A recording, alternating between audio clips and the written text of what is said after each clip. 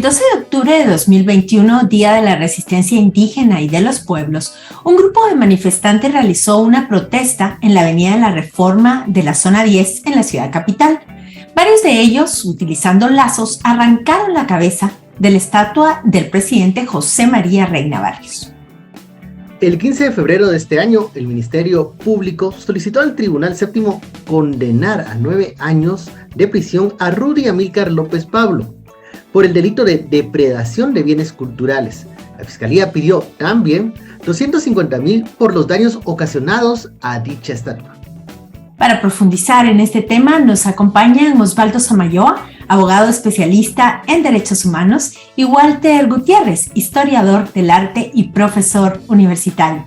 Muy buenas noches, Osvaldo y Walter. Muchas gracias por estar con nosotros en Punto de Encuentro. Gracias por la invitación. Gracias.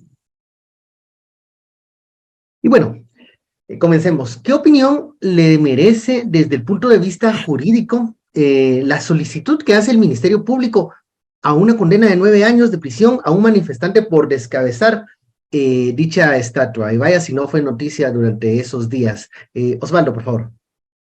Bueno, gracias. Mira, me parece en términos jurídicos improporcional. Es decir, 9 años, privar de 9 años de su libertad a una persona por este hecho es algo improporcional. Para empezar, el derecho penal no debería ser utilizado para este tipo de temas. Podremos utilizar el derecho administrativo, las multas. Es una de las buenas formas que pudo haber respondido el municipio, porque al final tenemos que sopesar dos cosas. La escultura, la piedra, el metal, lo que está ahí expresado, o la libertad histórica que tiene el ciudadano de poder manifestarse en contra de un sistema y poder libremente expresarse, digamos, en el cual no tenemos claramente una forma de cómo se va a manifestar alguien en ese momento, pero que debe de protegerse ese derecho de manifestación, y por lo tanto a tratarlo con el ámbito penal parece muy excesivo para el Estado. Licenciado Gutiérrez, desde su punto de vista, desde el punto de vista de un historiador del arte, cuando escuchamos los argumentos de la Fiscalía, el énfasis se hizo respecto de que había un daño considerable hacia una obra que es un bien cultural y que esto es un bien supremo de la nación. Es decir, se referían a que este delito va en contra de un bien cultural que debería de ser respetado. Desde su perspectiva como historiador del arte, ¿cuál es el análisis que hace al respecto? Bueno, hay que considerar primero que la escultura de José María Reina Barrios no es precisamente una obra maestra. Por ahí podríamos partir un poquito, analizar algunas cuestiones que tienen indicios de tener una especie de sobredimensión de lo sucedido, un poquito como lo que dice el licenciado Samayoa, ¿verdad? Estamos sobredimensionando la pena, también estamos sobredimensionando el objeto, porque en el caso de José María Reina Barrios estamos ante una obra estrenada en 1921, ¿sí? Para exaltar la figura del sobrino del general Justo Rufino Barrios y hacer una modificación interesante. Al parecer esta obra no era originalmente un José María Reina Barrios, sino un Francisco Morazán. Francisco Morazán ya en el siglo XX estaba muy cuestionado en la historia guatemalteca, así que se le cambia la cabeza. Y ahí tenemos una cuestión interesante. No es de bronce, es de latón, ¿verdad? Y eso hace que la escultura sea, por ejemplo, mucho más endeble que el Cristóbal Colón que tenemos en la Avenida de las Américas. Entonces, partamos un poco de ahí. Quizás el desconocimiento de las calidades, en este caso de las obras de arte, pues nos hace ir como demasiado fuerte sobre una acción que en realidad también es una acción histórica, porque el castigo en efigie, ¿sí? O el castigo simbólico, que es el que se le aplica a la escultura de José María Reina Barrios, es un procedimiento que, si bien es cierto, pudiera ser cuestionable en el siglo XXI, es un proceso que se ha dado a través de toda la historia de la humanidad. A ver, ¿y cómo se analiza que el MP pida en este caso y en otros, sobre todo cuando hay pintas en paredes, en manifestaciones contra la corrupción o en las marchas de mujeres donde se pide un cese a la violencia contra las mujeres, por ejemplo, que se condene a los manifestantes y no se da el mismo énfasis en la persecución de corruptos o en aquellos que asesinan y que cometen femicidios. El licenciado Osvaldo, y también si puedo tener una respuesta del licenciado Walter. Osvaldo, primero, por favor. A ver, a mí me parece que hay algo importante y que el licenciado Walter decía ahorita que es muy, muy puntual. La expresión de la manifestación ciudadana no tiene una forma específica de hacerse. Es decir, la Revolución Francesa no sucedió todos marchando tranquilamente. Es decir, la Revolución Francesa fue un tema de estallido, de armas, e incluso la famosa pintura simbólica de la Revolución Francesa es una mujer con los senos de fuera, porque es la libertad, es votar el sistema, es ir en contra de ese sistema. No conozco yo una manifestación que no tenga alguna forma de expresión, y aquí hay un tema importante. El graffiti, por ejemplo, puede ser una forma artística de expresión y puede ser una forma que aquel sujeto, aquella persona que está lejos de grandes editoriales o de tener un medio de comunicación o una palestra política para expresarse, se expresa en ese momento histórico. El hecho de decapitar, el hecho de ir en contra de una escultura que representa siglos y siglos o una tradición liberal, en este caso de al menos 2 siglos, es representativo de la condición que está expresando la manifestación en ese momento. Bajo ese criterio, bajo ese evento, las respuestas estatales que estamos viendo son de intimidación y represión a la posibilidad que el ciudadano se manifieste. Es decir, te voy a castigar tan drásticamente para que nadie más lo repita. Y esto lo que hace es cohibir o intimidar el derecho a manifestar y de libertad de expresión.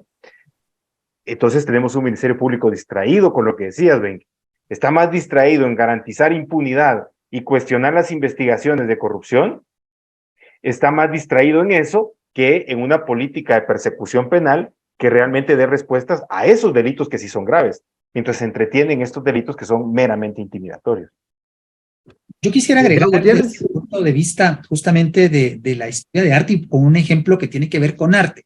Quizás no, obviamente, pues la experiencia del licenciado Samayoa es directamente sobre el derecho y la mía es sobre las cuestiones artísticas e históricas. Pero voy a poner el ejemplo de lo que sucedió hace 2 o 3 semanas con los hallazgos de las pinturas, incluso una suramericana y una guatemalteca muy importante. Hasta el día de hoy, nosotros no sabemos de dónde salieron las pinturas. Es decir, tenemos un aparato que persigue los delitos, pero que los persigue según cuestiones, en este caso, que se evidencian políticas. No sabemos de dónde salieron las pinturas.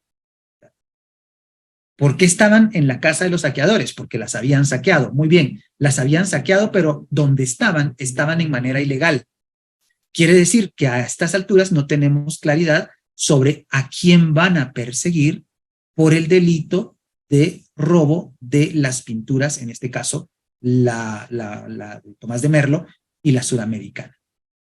Creo que con esto, pues yo podría ejemplificar que también dentro de la misma óptica del arte, no tenemos igualdad de condiciones para poder analizar un caso determinado. Expliquemos un poquito ahí, licenciado Gutiérrez, para quienes nos ven o nos escuchan, ¿a qué pinturas nos estamos refiriendo? Claro, nos estamos refiriendo a la pintura de La Agonía en el Huerto, elaborada por Tomás de Merlo en 1736, y que estuvieron colgadas en el Calvario de la Antigua Guatemala, después vinieron a Guatemala en los años 30, vinieron en 1773 y regresaron a la Antigua Guatemala en los años 30. Y ahí estaban en el Calvario hasta que se los robaron en el año 2014. Pinturas de gran formato, ¿sí? Eran pinturas muy valiosas para el movimiento barroco y para la historia religiosa del país y que se desaparecieron prácticamente sin dejar rastro.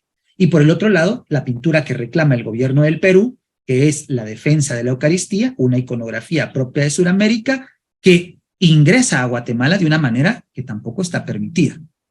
Y entonces tenemos un, diríamos, Ministerio Público que tarda semanas en dar un veredicto sobre la pintura de Merlo y muchas más semanas en que, pues, por lo menos el Perú reconozca su pintura. Vuelvo a insistir, ¿a quién se va a perseguir por esta por este encuentro, por este hallazgo.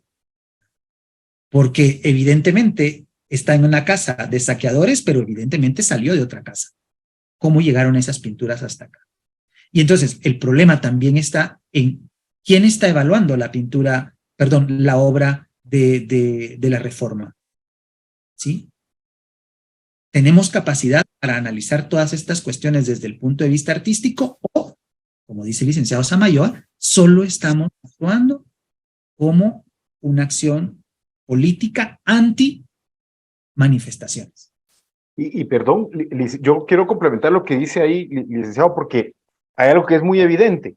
Me voy contra el manifestante de calle, pero no me voy contra la gran estructura de crimen organizado que tiene la capacidad de robar, trasladar, transportar, ocultar, y no voy a decir mantener, porque tampoco es que tengan estas pinturas en buenas condiciones, por la satisfacción tal vez el placer de alguien de tener una obra Tomás de Merlo, que es muy importante, según entiendo yo, dentro de la historia del arte de nuestro país, y tal vez latinoamericana, pero me es más fácil perseguir al manifestante de calle, que está en el libre ejercicio de su derecho de expresión, que alguien del crimen organizado, y entonces enfoco todas mis baterías contra esta persona, pidiendo 9 años de prisión.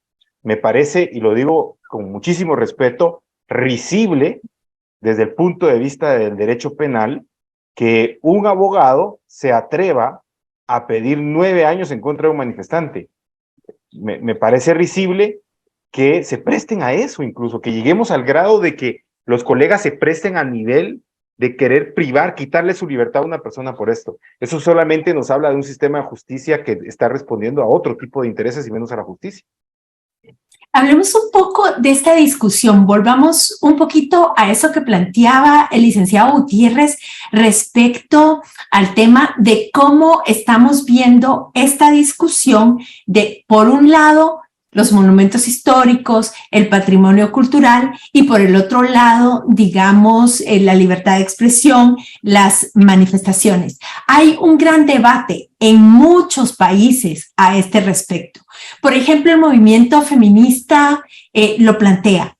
¿Les apena más que manchemos paredes o monumentos que violen a una niña de 5 años o que maten a una mujer todos los días? O sea, ¿es esto simbólico en el país? ¿Cómo podemos, desde su punto de vista, licenciado Gutiérrez, ver esta discusión?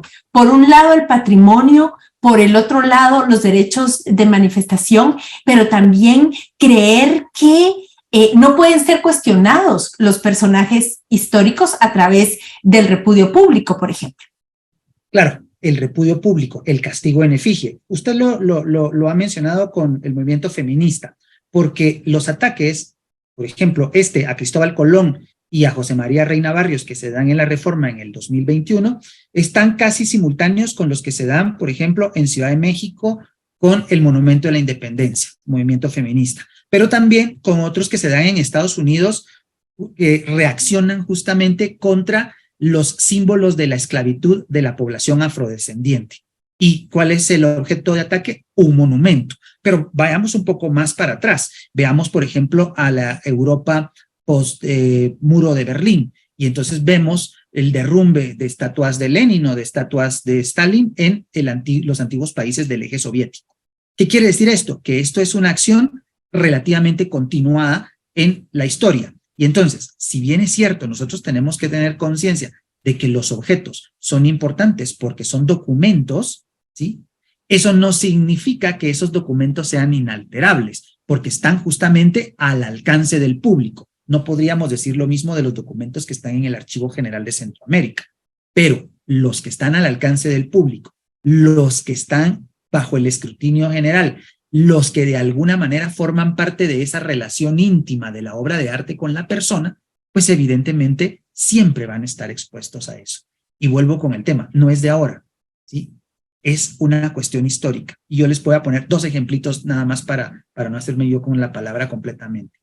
Cuando en el siglo XVII hubo una carestía terrible en Ciudad de México y hubo un desabastecimiento de pan, la gente de la Ciudad de México fue y quemó el Palacio Virreinal. Una acción que en la época colonial fue abrumadoramente impresionante, ¿Se imaginan ustedes que le quemen el Palacio al Virrey en la Ciudad de México? Pero voy a tener el otro, en Tikal. Cuando la ciudad entra en crisis porque la élite no logra satisfacer ni dar respuesta a las necesidades de la población entra y destruye las estelas, ¿verdad? Entonces, tenemos que entender que una vez la obra de arte esté ligada a la representación del poder y esté cerca de la gente, va a recibir el descargo de la presión social, indiscutiblemente, y eso no lo vamos a poder frenar ni con la ley del patrimonio, ni con la acusación del Ministerio Público, ni con una condena, porque eso es, casi podría yo decir, un proceso natural en la historia. Quiero hacerle una repregunta al licenciado Gutiérrez. A ver, la diferencia entre que se haga una protesta, una manifestación y se bloquee una calle, un puente, a ir detrás de una efigie, voy a tener una representación importante para cierto sector y sea despreciada por otro. ¿Qué significan esos dos movimientos? Hay rechazo de ambos, pero uno es infraestructura, movimiento, digamos, ejecución, productividad, y otro es un monumento, una imagen. Y estos castigos, o se pueden mantener símbolos artificialmente protegidos por la ley que no representan nada para los pobladores. Sí, definitivamente. No es lo mismo tomar un puente que podía tener la carga simbólica, pero no se ve, a atacar un bien que representa un sistema de ideas completo de un grupo de la sociedad. José María Reina Barrios representa un sistema de ideas de un grupo de la sociedad en Guatemala, que es el grupo, pues diríamos, privilegiado a partir de la Reforma Liberal de 1871, que se encuentra muy bien representado por la Avenida de la Reforma, ¿sí? Ese objeto, en este caso José María Reina Barrios, ha sido permanentemente, le voy a usar la palabra inflado, ¿verdad?, para permanecer ahí. José María Reina Barrios tiene muy poca relación con la gente, muy poca. Datito interesante, él fue el primero que emite unas normativas para la protección del patrimonio cultural de Guatemala, pensando en el patrimonio maya. Eso es interesante, ¿verdad? Pero en realidad él tiene poca relación con nosotros, con los guatemaltecos. Es decir, se ha mantenido, usted dice, artificialmente. Hay que recordar que la Revolución Liberal de 1871, en términos políticos, es la que hace surgir el término de las dictaduras democráticas.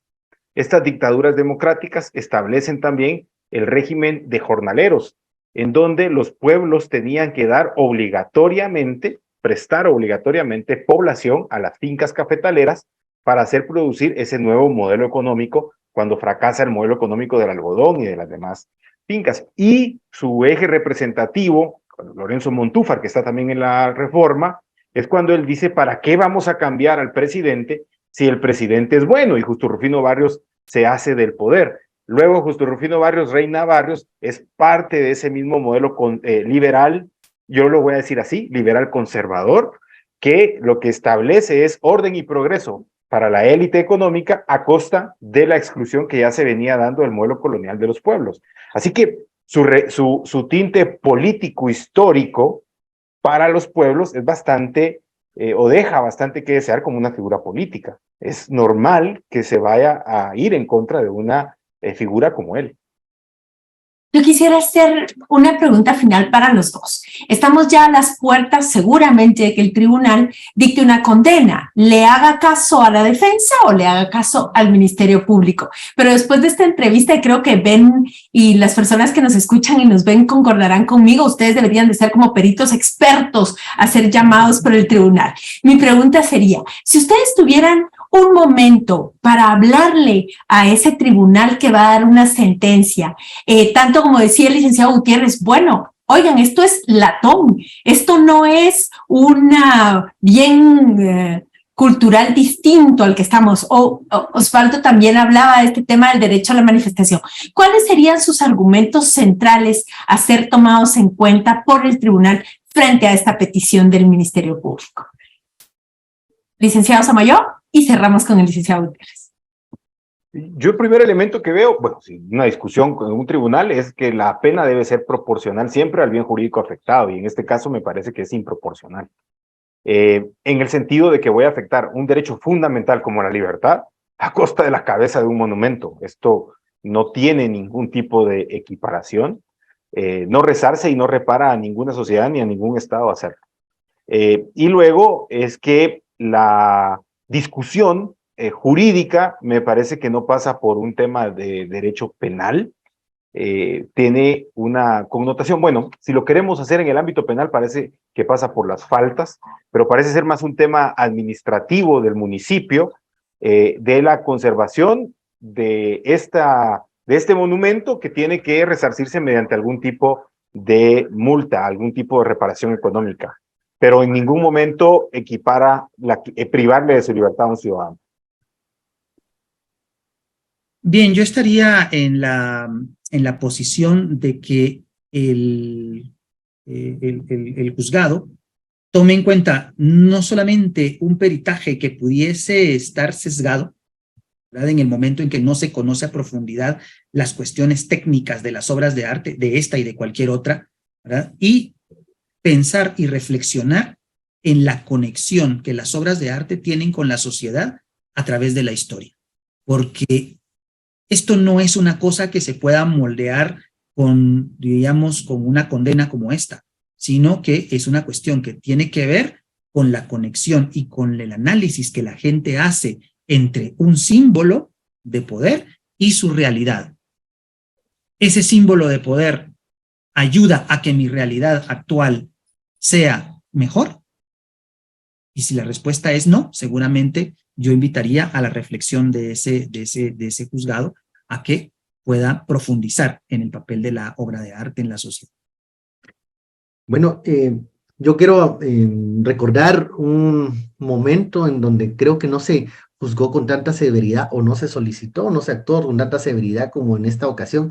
¿Se recuerdan ustedes cuando se destruyó las gradas del Centro Cultural Miguel Ángel Asturias por una actividad de motocross de algunos allegados de la municipalidad? Quisiéramos ver también ahí, bueno, algún tipo de castigo o de accionar un poco más diligente de parte de las autoridades, pero al parecer lo que aquí se busca también es un castigo ejemplar para aquellos que están cuestionando el modelo, cuestionando el sistema y cuestionando el conjunto de ideas que han marcado cierta época.